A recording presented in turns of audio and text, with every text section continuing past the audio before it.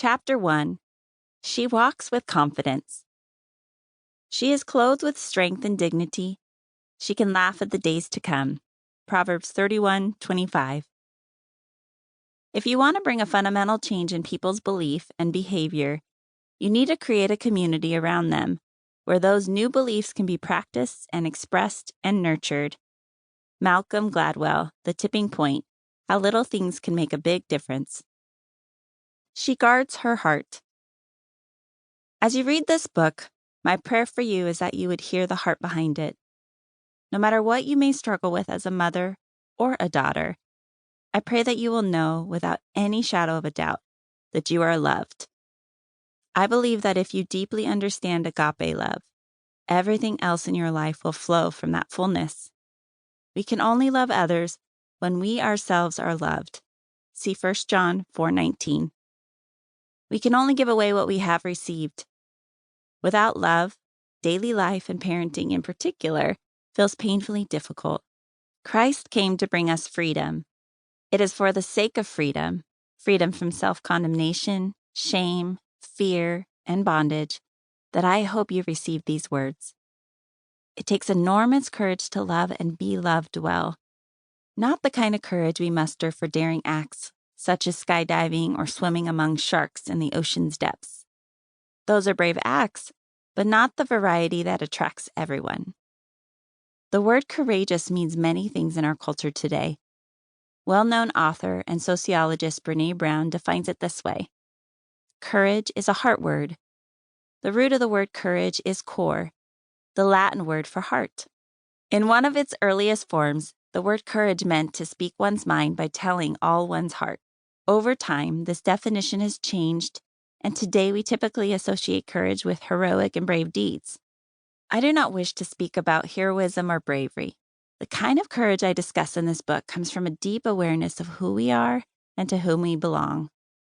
What if we knew that, because of our identity, we are in courage? We do not have to produce it on our own. If we knew we always have a safe place to land, along with endless source of strength, I believe we would be able to venture into unknown territories and live with greater meaning. Recently, as I was having lunch with a friend and a colleague, an elderly man approached our table. His thoughtful stare was noticeable. His eyes were covered with scars. He held the rich wisdom of Oswald Chambers in his hand, a hint of abiding faith in old age. He spoke slowly, with steady intention, as if starting a sermon. In courage. In joy. To be in. He wrapped a piece of paper around his arm, repeating the word in, and affirming that courage, comfort, joy, and peace are found in the envelopment of God's love. He went on to say, enjoy, encourage. His words flowed from the depths of his soul.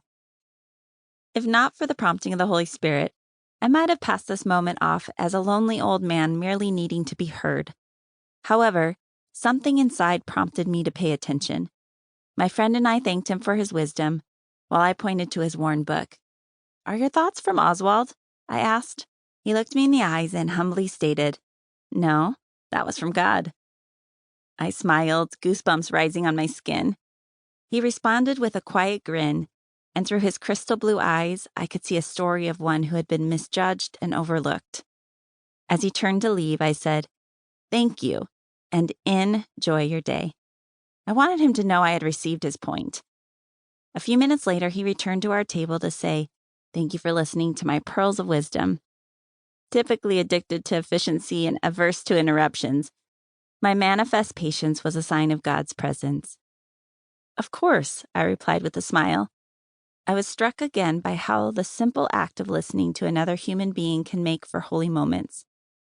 What if we lived like we were already in courage, content to enjoy this life, apart from our own expectations and the expectations of all those around us?